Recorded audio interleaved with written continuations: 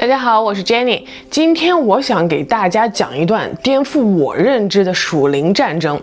大家也许在电影、小说里面看到过这类题材啊，就是天使与恶魔、上帝与撒旦在高维层面打仗。我以前看过的一部美剧叫《Supernatural》，里面有提到过路西法、撒旦之类的名称，那也就是图一乐子。但是今天我要讲的这个真实的故事，是由全非洲最高级的撒旦教的术士，他称之为 Master， 这位掌管全非洲的巫师，一度达到统领5000巫师的这种高级别的恶魔之子啊。今天来跟大家分享他和神之间的属灵战争。大家赶快拿小板凳坐好来听啊！开始前说一声，如果还没有订阅我频道的小伙伴们，赶紧打开小铃铛，不要错过任何一个新奇的故事和知识点哦。我们要聊的这个人叫 James Kawaya。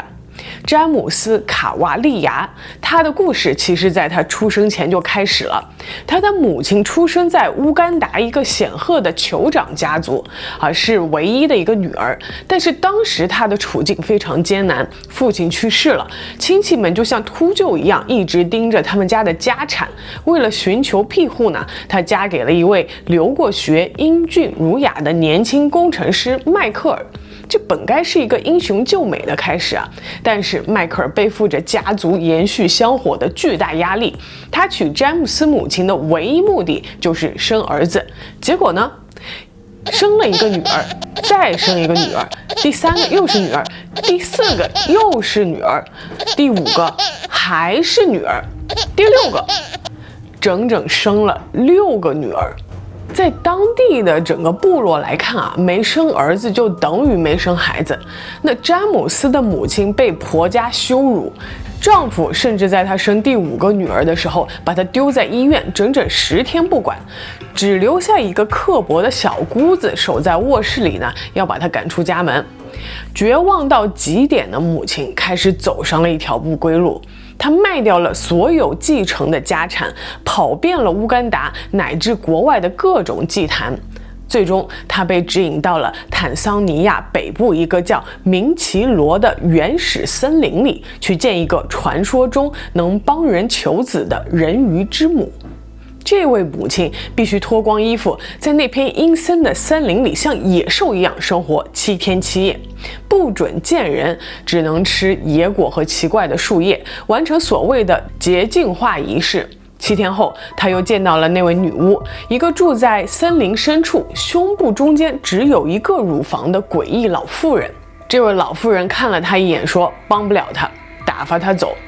大家要知道啊，这个女巫可是她唯一的一个救命稻草了，因为在这之前她把所有能看的都看了。这个女巫是在他们那个地方等级最高的巫师了啊，女巫中的女巫之王，她都帮不了詹姆斯母亲的话，那这位母亲的结局也就是只有一个了，生完6个孩子，一点家产也没有，净身出户，那对她来说就是死路一条啊。所以她当时不死心，也不能死心，又请求在这个森林里净化了一遍，整整7天之后再来见这个女巫。那这次这个老妇人也就是女巫呢，没有拒绝她，她对母亲说，我看你不仅有1个儿子，他还在深山的岩石里，身上带着一颗奇怪的心，我可以帮你让他提前出生，但是你要答应我这些条件。什么条件呢？就是每个月献祭7头牛，要献祭整整9个月，7、9、63，总共63个牛头。还有一个就是在当时看来无关紧要的条件，但是日后造成了深远的影响，非常之恐怖。这个条件就是孩子出生后的第1天啊，就是这太阳还没下山之前，必须送到森林里，献给这个60岁的老妇人当丈夫。这些条件对于一个这个富有的家族来说，还真的都不是太难，所以呢这个詹姆斯的母亲都答应了。果不其然啊，1975年，詹姆斯出生了。那个本该充满喜悦的日子里啊，却成了他噩梦的起点。出生仅1天的婴儿被母亲长途跋涉280多公里送进森林。那个时候在非洲巴干达这个地方，这个交通非常不便我们也无法想象这位母亲是历经了多少艰险，抱着这个刚出生的婴儿就要跑到这么远的地方去兑现她的这个诺言。这母亲刚刚进入森林的这个入口呢，就发觉已经有一大群人在等着他举行这个婚礼仪式了啊。这个时候，全世界就少见的这样一个诡异的婚礼，一个1天大的婴儿和一个60岁的女巫，在这样的一个森林的这个场所举行了一个盛大的婚礼。詹姆斯后来回忆说在灵界这其实是权力的交接，女巫要将毕生的黑暗力量转移到这个选定的男孩身上。婚礼结束后呢，这个女巫也对母亲说你不能母乳这个孩子你也不能接近这个孩子。但当时呢刚生完孩子的这个母亲就是非常的迫切想要抱小孩回家，这样我终于兑换了这个诺言，以后我就可以好好生活了他说什么都答应。他想我这回去自己去喂母乳，你也看不着，你也管不着，是不是？所以你答应之后呢，他们就回去了所以母亲刚回家就先把詹姆斯这个1天大的小婴儿放回到这个摇篮床上，然后再去忙别的。当他推开卧室门的时候呢，全家人都吓傻了。一条巨大的蟒蛇正在紧紧盘绕在婴儿的摇篮里，整整3个月没有离开过。社区里甚至传言他生了个怪胎就是他生了儿子还有一条蛇。詹姆斯的父亲迈克尔无法忍受这种恐惧带着6个女儿弃家而去，从此销声匿迹。詹姆斯的母亲因此呢产生了巨大的心理创伤，变得疯疯癫癫，整天就躲在房间里自言自语。悲剧的源头才刚开始在詹姆斯最早的记忆里这个世界是没有爱和温暖的，因为他的母亲对他完全是没有情感连接，完全没办法接近他。唯一疼爱他的人是他的比利叔叔比利叔叔虽然是个酒鬼会抱着他唱歌，教他喝酒，这个人是詹姆斯童年唯一的避风港。然而魔鬼为了彻底掌控詹姆斯必须先摧毁掉他心中最后的善念。就这么生活到詹姆斯4岁左右的时候呢，那个时候小詹姆斯坐在椅子上这些乌干达的士兵来追逐他的叔叔比利。这个时候他的视角就是坐在一个小椅子上，眼前就是比利叔叔这样子躺在那里。5个乌干达士兵对他开了1枪，然后等着，过了一会儿又开了1枪，又等了一段时间，然后第3枪、第4枪、第5枪，他们枪都没有打中要害，故意的避开了比利叔叔的要害。随着这段时间5声枪响，随后比利叔叔慢慢的因为失血过多，渐渐的丧失了生命。这一切都在小詹姆斯的眼前发生的。詹姆斯亲眼看着他唯一的英雄在血泊中呢哀嚎了2个小时，直到断气。就在那一瞬间呢，詹姆斯眼前一片漆黑，一个4岁的小男孩就此就不知道发生了什么。也就是从那天起4岁的詹姆斯彻底变了，他发现自己不再是人类了，他变成了一个彻头彻尾的施虐狂，唯一的乐趣就是看着别人痛苦。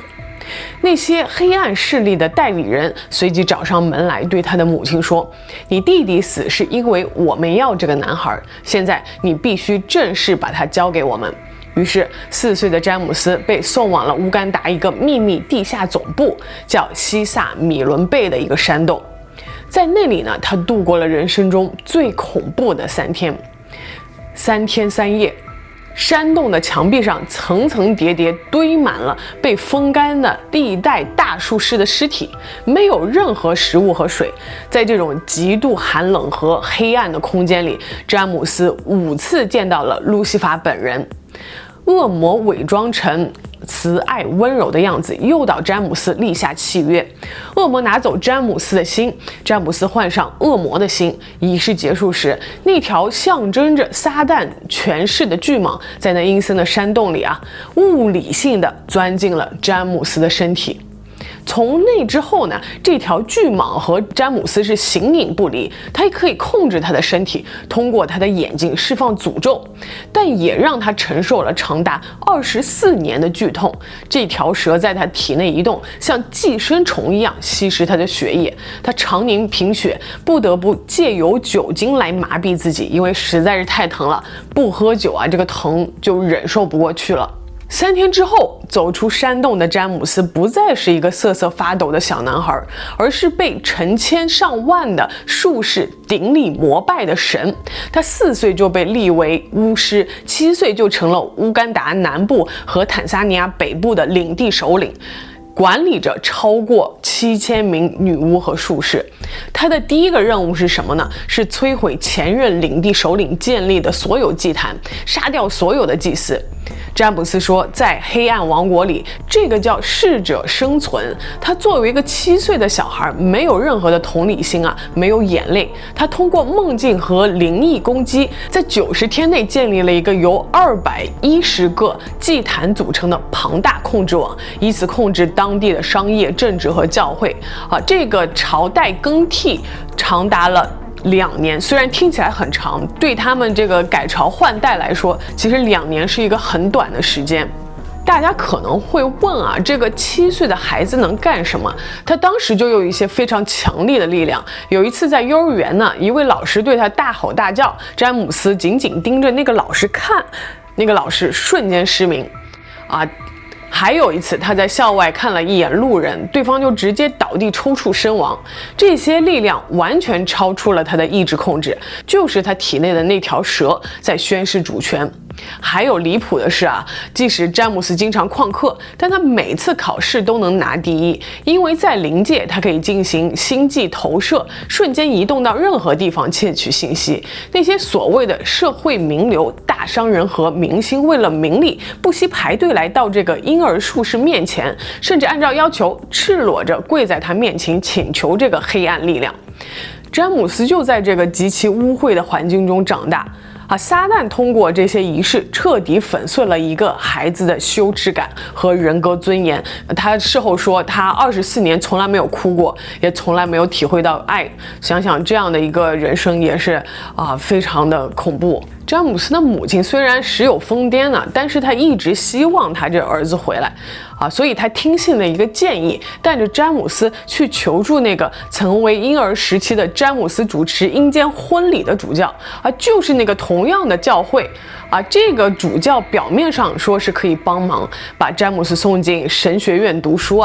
那12岁的詹姆斯进入了马萨卡的这个小神学院。母亲以为这是要把詹姆斯交给上帝，却不知道这是撒旦设下的一个更高级、更隐秘的陷阱。撒旦要捕获詹姆斯的自由意志，因为之前的奉献都是母亲做的。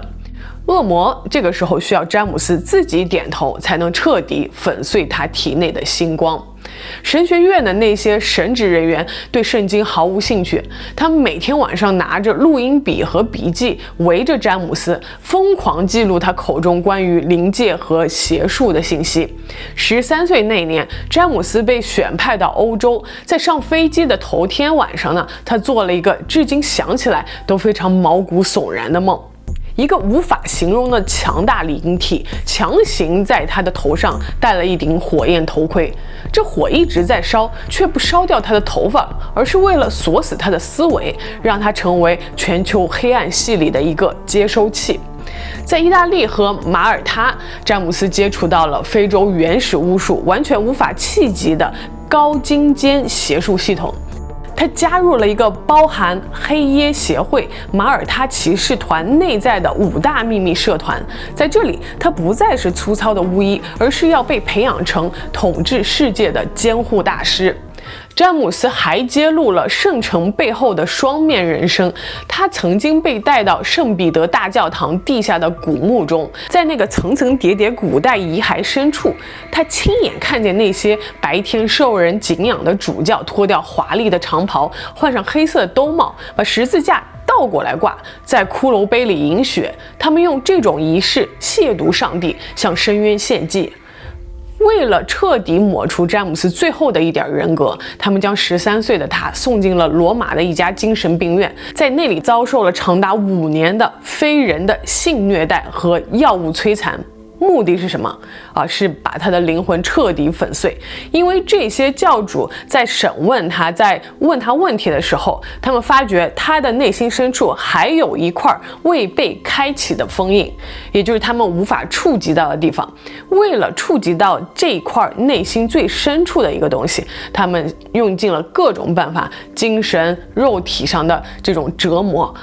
就想让他去丧失意志，然后打开最后的这一片小小的空间。这叫灵魂粉碎当一个人的灵魂被虐待的碎成千万片的时候，魔鬼就可以在每一个碎片上植入指令。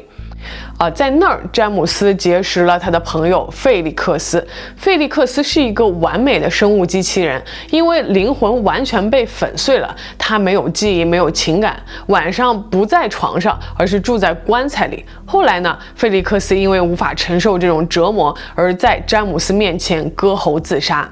那一刻的鲜血让詹姆斯瞬间回想起了比利叔叔的死这种剧烈的痛苦意外的重启了詹姆斯的记忆代码，让那一段洗脑的这个过程就宣告失败了。